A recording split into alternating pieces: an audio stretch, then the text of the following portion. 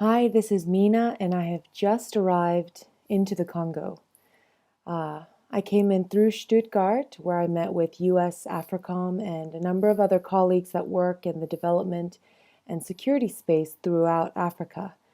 It'll be interesting to share with you what I've learned as I got to understand what their objectives and their interests are as they work in the Congo in particular. The issues are far more complicated than I could ever share with you on a video blog, but in short, the geostrategic advantage of the land makes it far more valuable than arguably all their coltan and gold and diamonds combined. Congo is a war zone with a large number of vicious rebel groups where really anyone with a gun and an agenda can create their own little kingdom. We all hear of the proxy warlords and the horrific violence, the conflict minerals, and for far too long, women and children have been and are used as weapons of war. Over 5 million people have died because of ongoing conflict, and with the ever-changing geopolitical landscape here, the instability is palpable. The Congo is sub-Saharan Africa's largest country, yet it's one of the poorest in the world. Most families here live on less than $1 a day. After 32 years of dictatorship, followed by wars and invasions, bad governance, the Congo has been reduced from what it could have been an economic powerhouse to now one of the poorest countries in the world. But I have hope for the country. Look at South Korea. South Korea went from being one of the poorest countries in the world and within one generation have become now the 12th largest economy and one of the most contributing countries to the rest of the world. And throughout all of this violence, poverty, instability, there is another part of the Congo that I hope you'll see. I think it's one of the most beautiful of the African nations.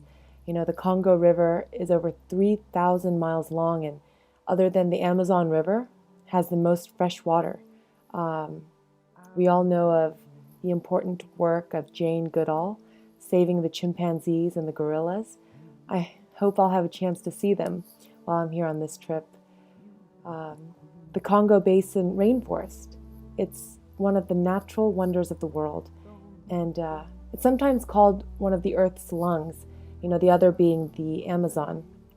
But this rainforest in particular has over 3,000 species that are specific to this part of the world. You won't find them anywhere else. And as we know, the rainforest plays a crucial role in regulating climate globally. The hope for this country, though, extends much farther than just the Congo and the people of the Congo.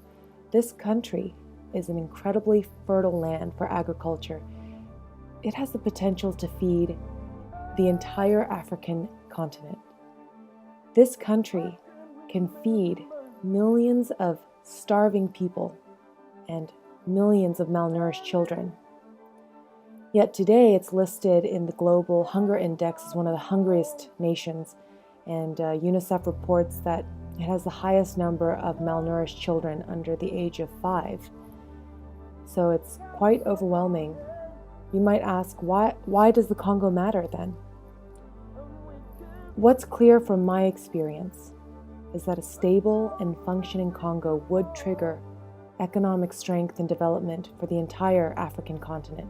Most critically, it'll be the determining factor for stability, assuring security in the Horn of Africa, where we know that there's a lot of activity from extremist groups and terror groups that are taking advantage of the desperation of the people. Africa is a key focus when it comes to securing our global political and economic strength. And I believe with the incredible freedoms that we have, the blessings that we have in our lives, comes a responsibility and a privilege to take care of one another. On social media this week, we took some questions, and I got some great ones as usual. The questions are, Where do these rebel groups come from? How does the Rwandan genocide trigger conflict in the Congo? And how do we feed the demand for conflict minerals, and what can be done about it? Great questions, and I'll answer them in the next video. Thank you for watching and caring.